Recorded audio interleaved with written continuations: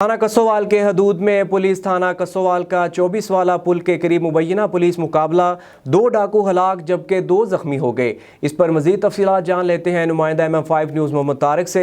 जी मोहम्मद तारिक, क्या तफसीलात है इस मुबैना पुलिस मुकाबले के हवाले से? जी बिल्कुल, कसोवाल चोरों और डाकुओं के रहमो करम पर है। चोरों और डाकुओं ने दिन दिहाड़े धंधाते फिर रहे हैं।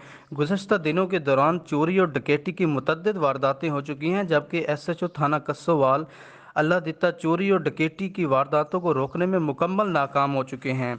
आज कुछ देर कबल थाना कसोवाल की हदूद में डाकुओं ने जो रोड पर कार सवारों को रोकने की कोशिश की है। ना रुकने पर डाकुओं ने गाड़ी पर फायरिंग कर दी, जिसमें गाड़ी का टायर बर्स्ट हो गया और गाड़ी बेकाबू होकर दरख्त से टकरा गई।